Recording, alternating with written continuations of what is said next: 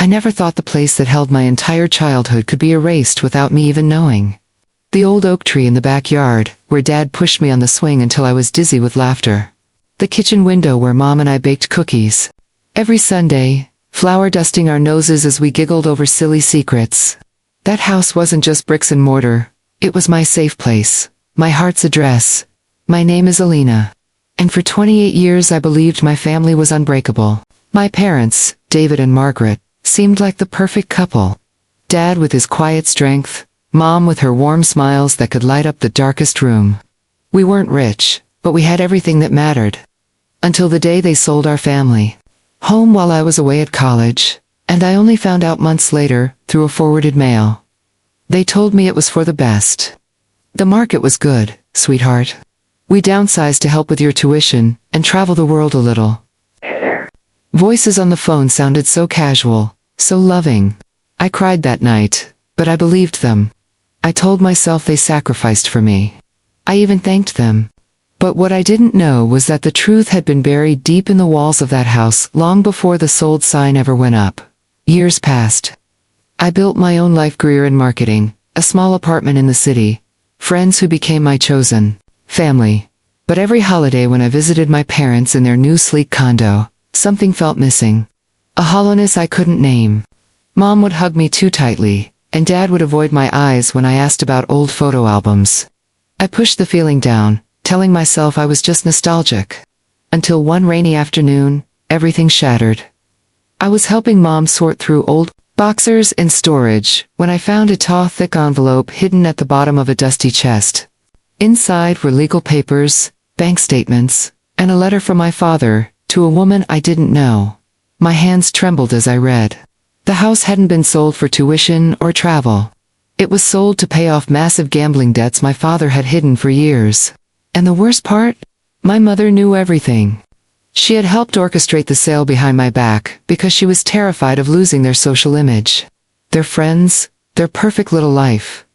The letter revealed even more. My father had been having an affair with that woman for years, using money from a secret account they'd both funneled family savings into.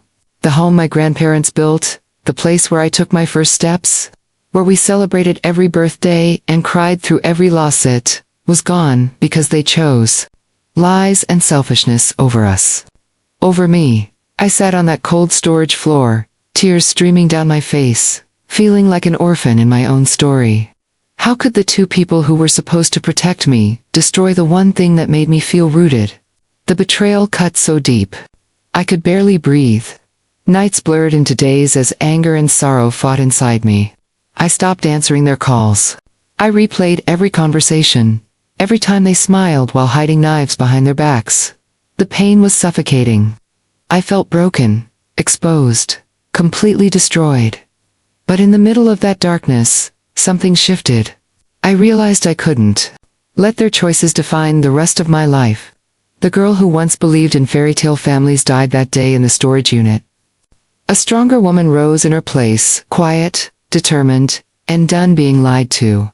I started digging. Quietly at first, I reached out to old neighbors, family friends, even a distant cousin who had always seemed uncomfortable around my parents.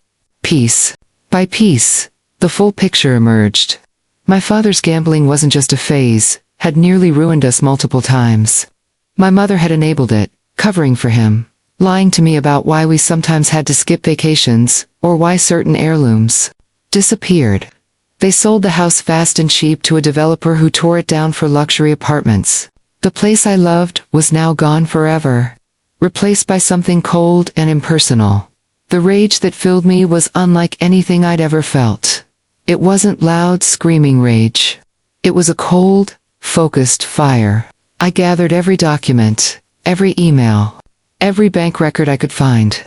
I even hired a private investigator to trace where the money really went. It turned out a good portion funded my father's mistress's lifestyle, while my mother looked the other way. When I was ready, I invited them to what they thought was a casual family dinner at my apartment. They arrived, smiling, carrying flowers, like nothing was wrong. I let them settle in, poured the wine, and then I played the recordings. Their voices from old voicemails, the letter read aloud. The investigator's report laid out on the table with cold, hard numbers. The silence that followed was deafening. My mother's face went pale. My father tried to deny it at first, then begged. "We did it for the family, Alina. You were so young. We didn't want to burden you." I looked at them both, my voice steady but trembling with emotion. "Didn't protect me.